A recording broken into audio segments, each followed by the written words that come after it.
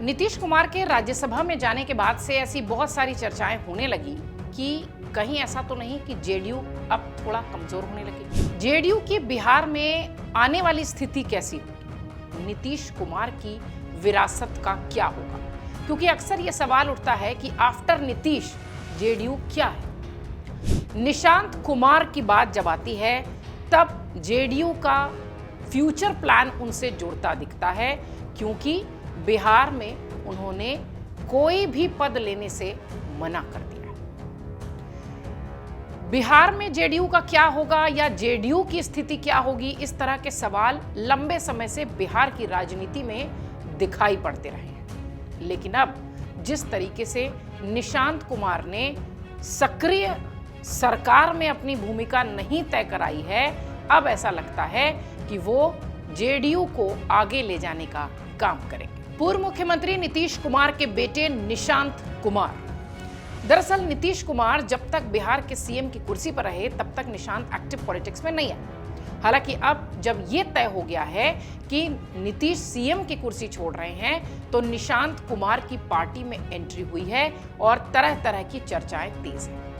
सम्राट चौधरी के सीएम बनने से लेकर अब तक जो घटनाक्रम दिखाई पड़े हैं उसमें निशांत कुमार को लेकर बहुत सारी बातें सामने आई कि उन्होंने खुद से मना किया कि वो किसी भी सरकारी पद में या मंत्रालय में या मंत्रिमंडल में शामिल नहीं होंगे। सवाल उठता है कि क्या वो अब अपने पिता की राजनीतिक विरासत संभालने के लिए तैयार है? क्या बिहार की सियासत में एक नया चेहरा उभरने वाला है निशांत कुमार के रूप में?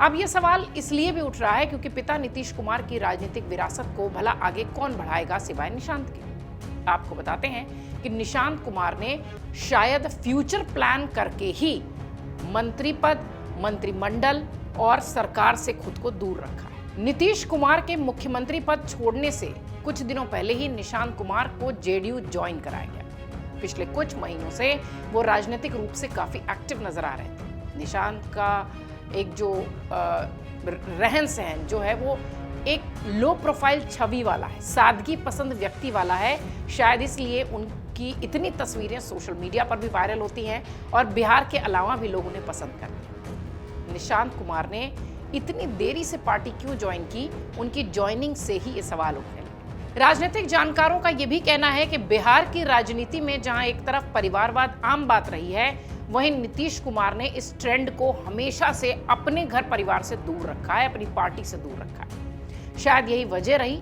कि उन्होंने अपने बेटे निशांत कुमार को राजनीति से दूर रखा। हालांकि हाल के वर्षों में ऐसी चर्चाएं तेज हुई कि निशांत कुमार धीरे धीरे पब्लिक लाइफ में एक्टिव हो रहे हैं। पार्टी के कुछ नेताओं का यह भी मानना था कि आने वाले समय में उन्हें एक बड़ी जिम्मेदारी दी जाएगी, लेकिन ऐसा कुछ अभी नहीं दिखाई पड़ा। निशांत ने इतनी देर से पॉलिटिक्स क्यों ज्वाइन की, ये सवाल अब निशांत के शुभचिंतक तो पूछते ही हैं, बिहार पर नजर रखने वाले लोग ज्यादा पूछते हैं। नीतीश कुमार को हमेशा से ही परिवारवाद की राजनीति से दूर रहने वाले नेता के रूप में जाना जाता है। अभी तक उनके परिवार का कोई भी शख्स सक्रिय राजनीति में नहीं दिखा है और निशांत भी इतने लंबे समय बाद लगभग 50 की उम्र में सियासत में आए हैं, तब जब पिता ने एक तरीके से देखिए तो बिहार छोड़ा। शुरू से नीतीश कुमार की छवि एक समाजवादी नेता के तौर पर रही है और पिछले 20 सालों तक बिहार की सत्ता का वो केंद्र है। हालांकि इन सब के बावजूद भी निशांत राजनीति से दूर रहे। जो नीतीश कुमार परिवारवाद के खिलाफ बोलते थे, वो नहीं चाहते थे कि उनके बेटे राजनीति में आए और उन पर कोई सवाल उठे।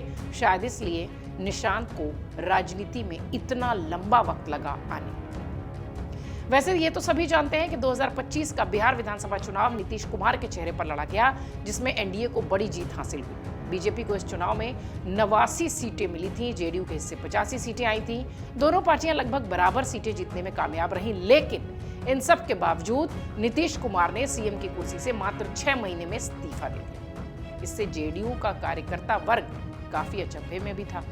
इसके साथ ही नीतीश कुमार को करीब से जानने वाले भी हैरान थे कि नीतीश कुमार ने इतनी आसानी से भला सीएम की कुर्सी छोड़ी कैसे। 4 मार्च को घोषणा हुई कि नीतीश कुमार जेडीयू से राज्यसभा उम्मीदवार रहेंगे। उससे पहले संभावना जताई जा रही थी कि निशांत कुमार को जेडीयू से राज्यसभा उम्मीदवार बनाया जाएगा, लेकिन ऐसा हुआ नहीं।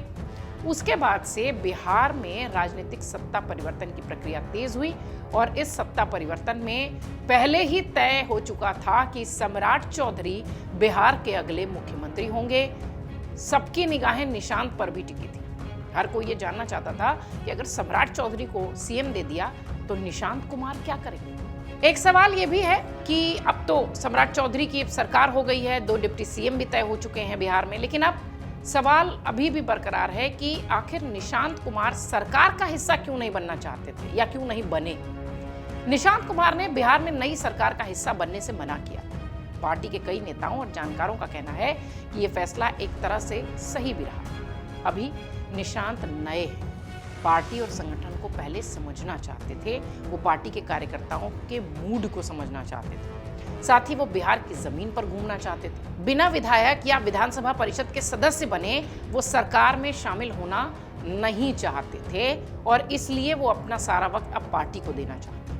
नीतीश कुमार ने पिछले 20 सालों में बिहार के विकास के लिए जो काम किया है या बिहारियों के लिए जो काम किया है वो लोगों ने जमीन पर देखा है।